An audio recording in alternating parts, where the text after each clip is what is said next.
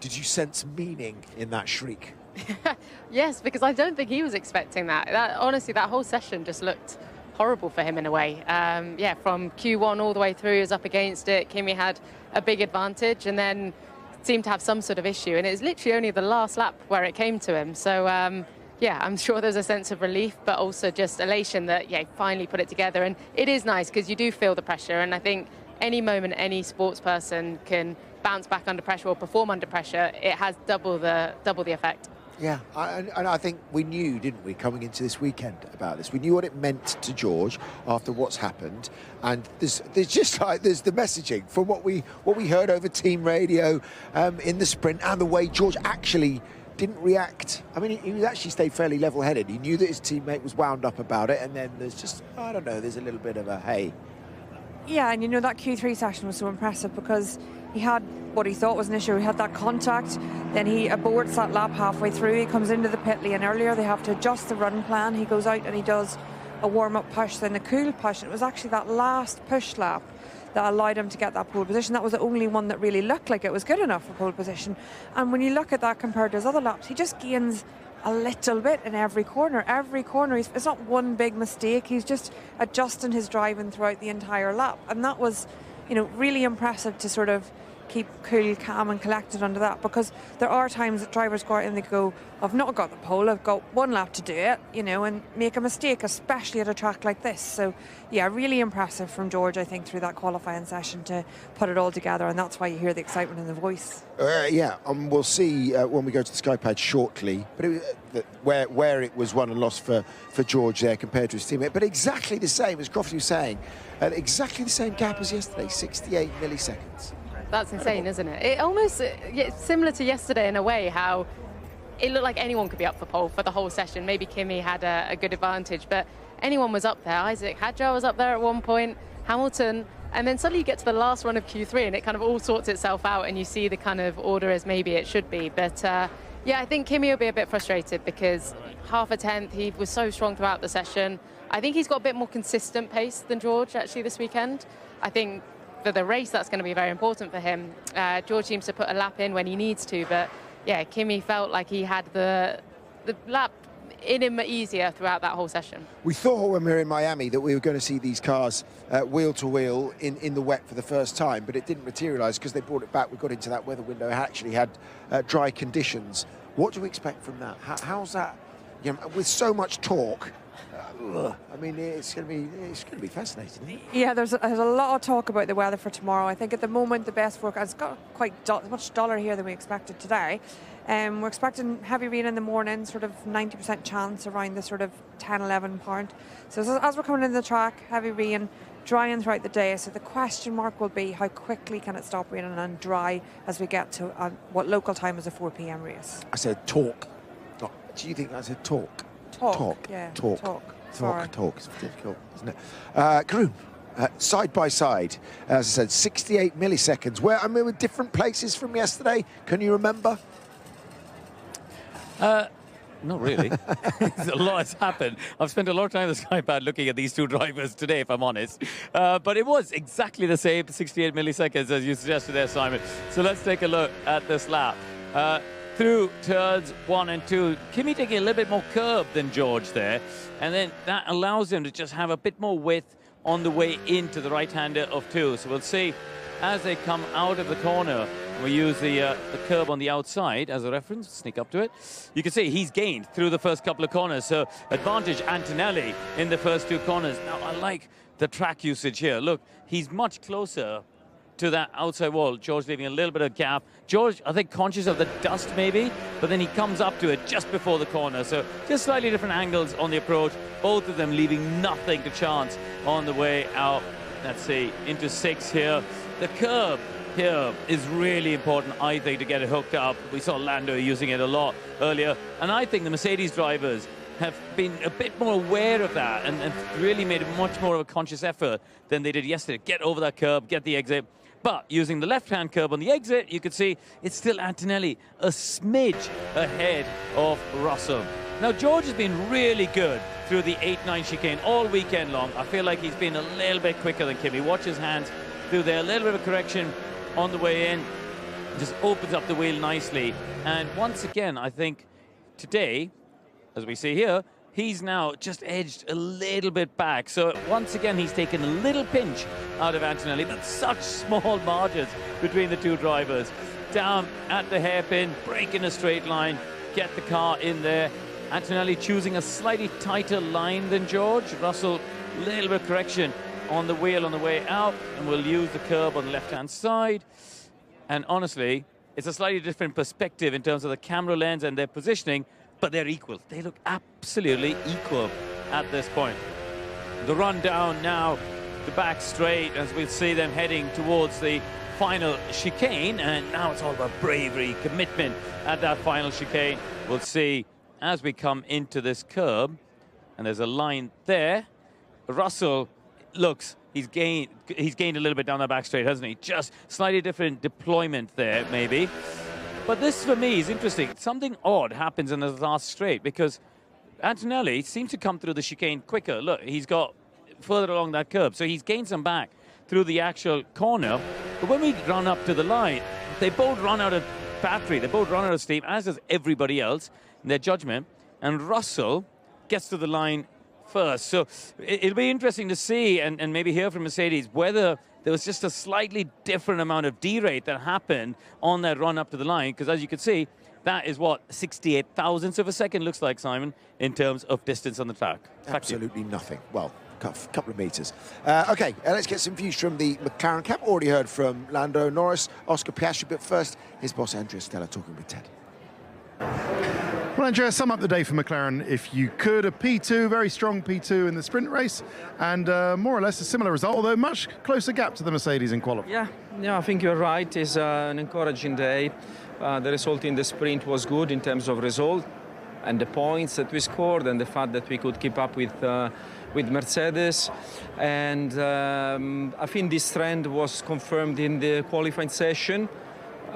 You know, the trend is quite consistent. Mercedes is the fastest car. They lock up the first row, but we are a little bit closer, under 0.2 of a second. The car performs well in the corners. We lose some time in the straights. We'll have to look why we look time in the straights, but overall I think progress. And you put the nail on the head there. You can keep up with the Mercedes despite them adding their huge upgrade package. Well, this is encouraging in a way. We also had upgrades to the MCL40, and I don't want to miss any opportunity to thank the team for the efforts in bringing these upgrades. There's a little bit more that hopefully we will take to the coming races, especially there's a couple of items that we will review for the future races. So like I say, it's very encouraging, the trend. And tomorrow also, if you think about the race here in Canada, there could be some weather. Everything is possible, so we'll certainly do our best. Thank you very much. Hi, Oscar. Looks pretty similar to earlier on today. What do you make of that session, and was there anything more out there? Do you feel closer to them, not just on paper, and can you win this still tomorrow? I think we are a bit closer, yes, but I don't think we have the ultimate pace of Mercedes still. You know, the pace they had in the sprint before they started battling was impressive. So yeah, we got closer, obviously, but yeah, not quite enough to do more than that, I don't think. The start, though, you both got pretty decent starts earlier on. Is that the best opportunity tomorrow? And I don't know, I mean, it could have even be a rolling start, couldn't it, if this weather's coming in like it's predicted? What are your thoughts? Yeah, I'll say about the weather. I think that's probably going to be the biggest opportunity. So we'll wait and see. I think, you know, starts were okay, but the run is very short to turn one here, so there's not the same ability to make progress. But no, we'll see what we get and go from there. Thank you. Yeah, it's interesting saying that the weather's the best opportunity for them, when actually we saw, you know, Lando relatively competitive. Again, there's lots of caveats to that. We'll see probably over the full race whether they can actually compete with that Mercedes, particularly if they get away and ahead. This already kind of reminds me of last year, when it was like McLaren were out front and playing down their opportunities, and anyone behind them just felt like the McLarens were off in the distance, and more often or not they were, but there were still opportunities that presented themselves. So I'm surprised that Lando and Oscar are downplaying the chance to take anything to Mercedes, especially after the sprint race. The thing that is tricky is I do think Mercedes have it in their control. Where I think the opportunities for McLaren come is if those two trip up over each other again. And I think there's a very good chance if it's dry tomorrow, they will, because Kimi's not going to want to stay behind George. No, he's not. But will that just... I'm actually going to come back to you on this one, Jamie, because will it stay in the back of your mind? Will it stay in the back of Kimi's mind? What happened for the rest of the weekend? Yes, he seems like he got over it and he focused on qualifying. 100%. Yeah, no, it's 100% staying in his mind. I mean, not in a negative way, in a natural way. He's gone for a move. He feels hard done by, and I think he should feel hard done by given how it all played out. But I think he knows he's got performance this weekend and he knows he has pace. And I think where we're seeing this growth of confidence in Kimi, we keep talking about him as if he's a teenager, as if he's super young. He is. But he has won the last few races and he is coming in as the championship leader. So he's come in with a bit of weight and he wants to carry that weight and continue to prove that he's capable of keeping this championship alive. And, you know, he's not a teenager that should be pushed around. So even if he says what he says in the media and he plays it down a little bit, for sure he is definitely going to go out tomorrow swinging. I think both drivers will remember what happened today because that was the point of it. That was the point of George being aggressive in the defence and holding the position, was to make sure that Kimi remembered he wasn't going to be taken out around the outside. And Kimi going around the outside quite aggressively was to prove to George that he was going to take him on and challenge him and not just sit in that P2 position and allow George drive into the distance. So what they have to manage is, can they together open a gap to the field that allows them a bit more margin, or if they're fighting with each other, that is, as Jamie said, the opportunity for the rest of the field. Poor for George, as we're in French Canada, I was going to say, but it's not. French Canada, yeah. He won the hors d'oeuvre, but it's important for him to win the main course, right? I just feels like one of those weekends, as we've said it all weekend, that, you know, it's really, really important for George's confidence that he wins this tomorrow, and vice versa for Kimi if he wants to just keep the pedal to the metal. Yeah, I'd like us maybe not to use food analogies for everything all the time, not to follow Crofty or Crafty on that. But I think that, you know, both drivers, it will be interesting if they're put in the same position as they were yesterday. The points on the board, the points available are much bigger. So will Kimi be as prepared to give up a P2 and risk a P3 tomorrow when there's much more points on it? It's all kicking off from a football side behind us, Argentinian fans. It is. It's the Argentinian fans behind us and above us. They're everywhere and they make themselves heard. Right, we're going to take a quick break. When we come back... Franco, congratulations, into Q3 again. It does seem like from Miami you've taken a step forward, and nice to see it carrying on here.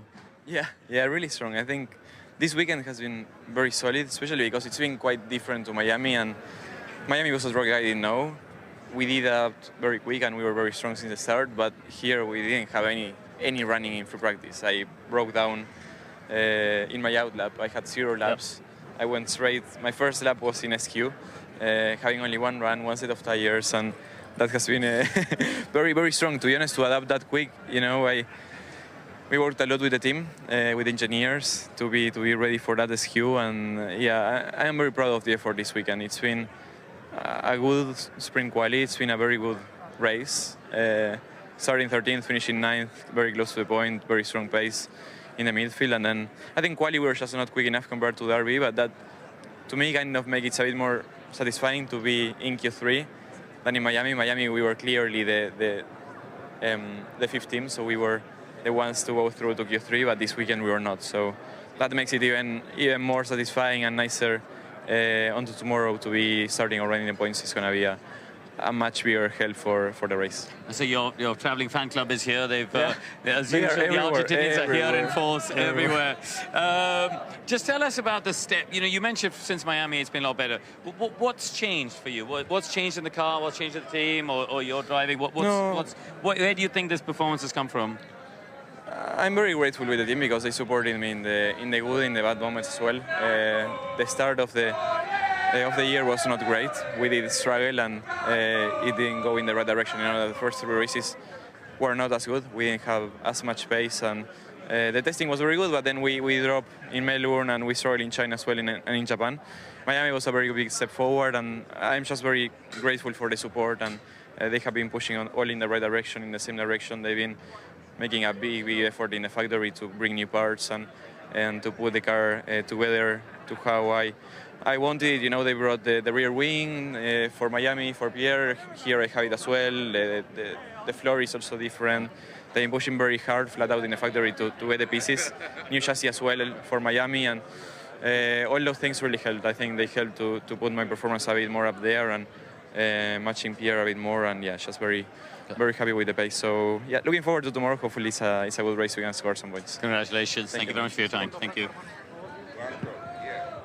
Yeah, he's clearly enjoying himself now at last. It's taken a long time, but definitely career trajectory heading in the right direction for Franco Colapinto in 2026. Okay, as promised, thoughts now of the two Red Bull drivers. Max Verstappen first. Hi Max, we heard the radio, it's impossible, losing time on the straights. Can you just, if you can, I know it's hard, sum up what is going on and what you're feeling? I don't know. That's the honest answer. I have no idea what's going on. Everything is so confusing, and the setup change that we made I also didn't like. So yeah, it was very difficult. Yeah, I don't know, very confusing, everything.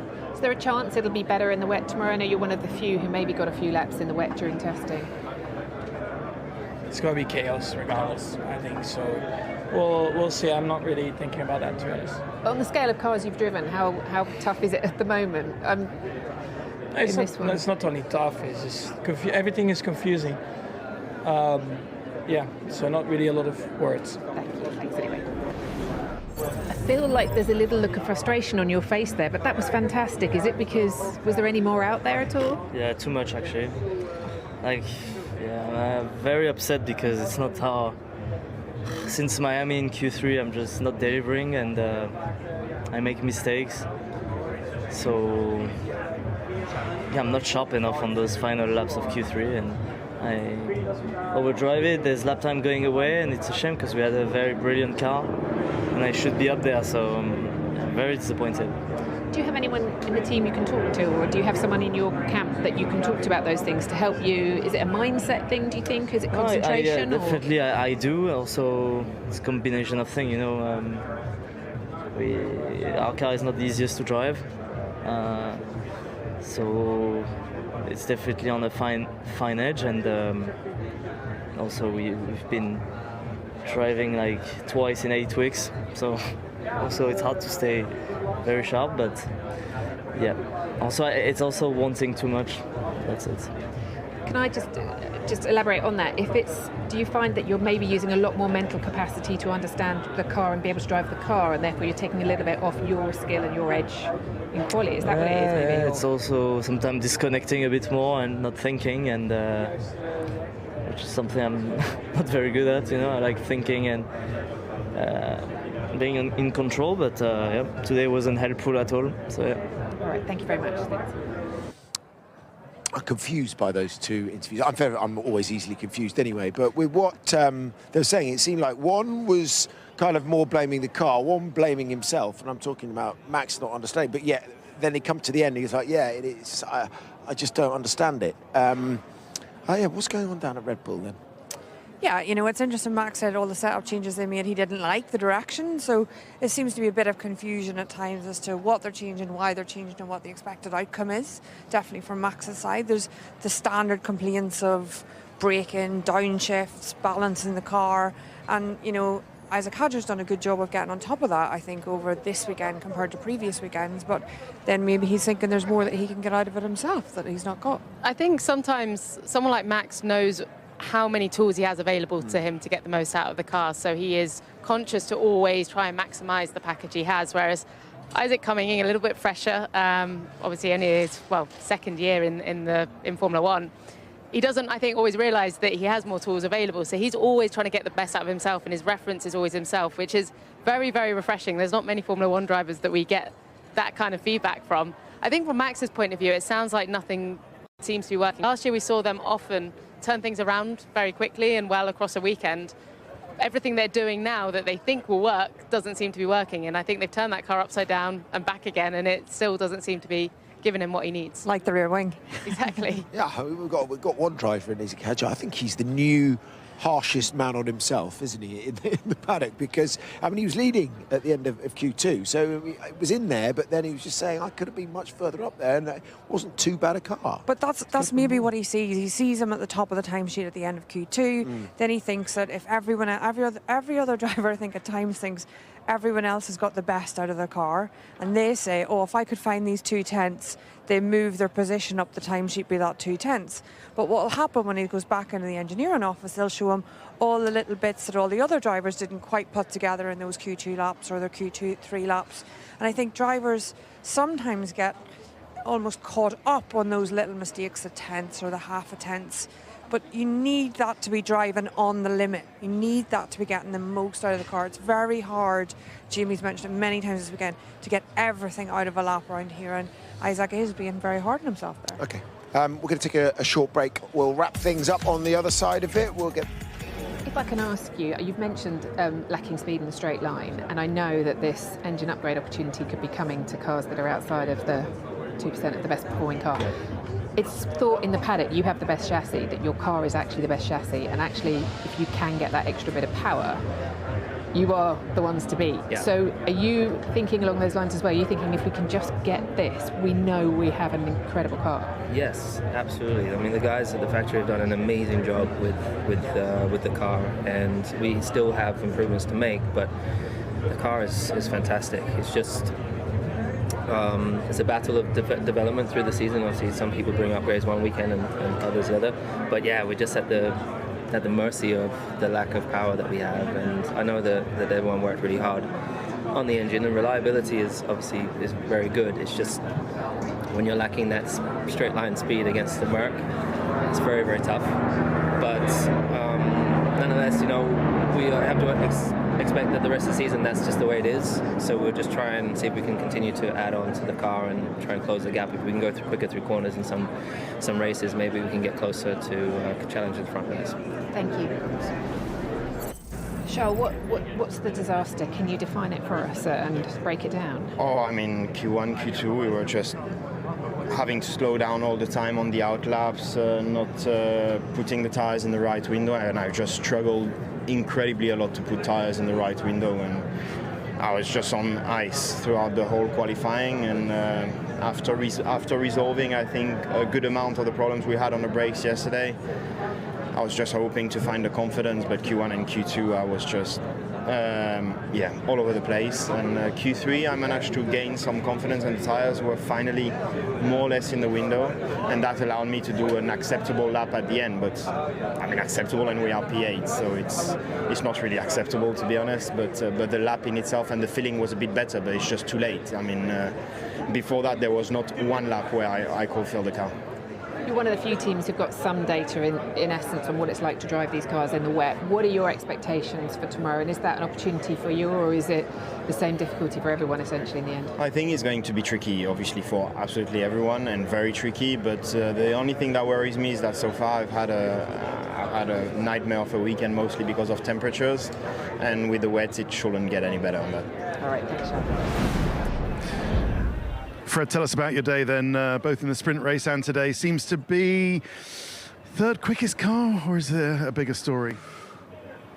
Yeah, but we knew before the weekend that it will be difficult with the upgrade of Mercedes and McLaren, and honestly that we was expecting probably to be a bit more far away. And I'm quite pleased with the pace from the beginning of the weekend, that Lewis was P2 until the last attempt. And this, I think it's probably a bit more than what we were expecting. But now that the frustration is more coming from the fact that we didn't put everything together in the last stint of Q3, and we had room to do much better today. Okay, and that was the case with Charles. Is that why he was there? No, it was Lewis first, and Charles struggled a little bit more yesterday, a little bit with the brakes. Today, to warm up everything, it's true that its conditions are difficult. It's much colder than last year, with one step harder on compound, and it's I think the focus of everybody is on the tire prep, push, cool push, and so, and it was the same for Russell. He put a lap together at the end, but it was difficult before. The exercise will be probably even more difficult tomorrow with colder conditions. Thank you, Fred. I wonder, Bernie, Ferrari fans might be concerned by what they heard there from Lewis Hamilton, just about the top line speed. I mean, they designed the architecture of this engine to feature that small turbo, but they are lacking that top end speed. It looks like, I mean, we're going to know after Canada whether they're going to have an opportunity to upgrade their engine compared to the Mercedes and the Red Bulls, by the way. If they're outside of 2%, they need that, don't they? Yeah, I think they do need that. I think, as Rachel alluded to there in her question, and Lewis was very strong in his answer to say, yes, he does believe they have the strongest chassis. In all of the corners, particularly here, you can see that Ferrari looks much quicker than the competition. And it's down every straight they seem to lose if they do not have another car in front breaking that wind barrier for them, so breaking that toe. And that's what they'll be hoping for. Now, they've obviously decided that they're going to have this small turbo to help with the starts, to balance the circuits over the years, circuits that have more cornering, more initial accelerating out of corner, not the long straights we have here. This is a bit of an outlier circuit on that. So if they get the upgrade, which was everyone sort of talking that they should get the upgrade, it's then, have they already got the upgrade ready to put on the engine for the next race that we go to? That it'll be the question for Ferrari. How quickly can they get that upgrade on? Yeah, I agree. I do think it's a bit too easy to say they have the strongest chassis just because they're quick in the corners. I think there's always a compromise in terms of where you're finding the lap time. And I think for Ferrari, for example, they seem to find that lap time corner exits, especially with the smaller turbo. They can then compromise and do different things with car setup. So yeah, I think there's a trade-off with that. But they were looking strong in the corners. It's just obviously lacking top speed. Okay, before we go, let's hear from Arvid Lindblad inside the top 10 again. That's the enthusiasm. Right? I said about getting in the points earlier. Come on, this is great, isn't it? You must be really happy. Yeah, it's been a really good weekend so far. I'm really happy with how it's gone. I don't think it really could have gone any better, to be honest. The team have done a phenomenal job. With the upgrade, it's been working well. I've had confidence since lap 1. But I'm very happy with myself and the job I've done. I was told it's probably one of the hardest weekends of the year. It's a street circuit, it's a challenging track, a lot of bumps. It's a sprint weekend. To get on it was difficult. But I think things have, like I said, I don't think it could have gone any better. And to be best of the rest again in Q3 is really good. Now, British drivers are known for being used to driving in the rain. So if it is, as is forecast tomorrow, do you relish that, or? I've always enjoyed driving in the rain. I think, I don't know, it's fun, it's different. I think no one knows what it's going to be like in these cars, however. It is. I did the tyre test in Suzuka and it was challenging. I think a lot of the race will just be about staying out of trouble, reacting to things on the fly.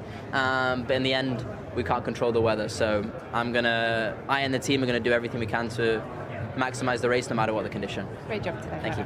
Thank you. First time round here, we've talked about that, but he's kept it consistent over the weekend. Completely. I'm super impressive, to be honest. It's crazy to think he had never driven this track until yesterday, and in Q3 in both qualifying sessions. So he's been super impressive. I think he's processing a lot as he's going through it, but obviously that seems to be working for him. I think tomorrow is going to be a different challenge. I think if the conditions are difficult, just keeping it on the track in itself is going to be a challenge. Yeah, I think wet conditions around here are going to lead to safety cars, and I think the biggest thing and the challenge around here is the communication. We've seen it time and time again, the communication between the driver and the pit wall, the feedback about what's happening with the radar, what rain's coming in and which tyres they should be on next is going to make all the difference. Up until this point, Mercedes have gone backwards usually on the first lap, and the Ferraris have got ahead. But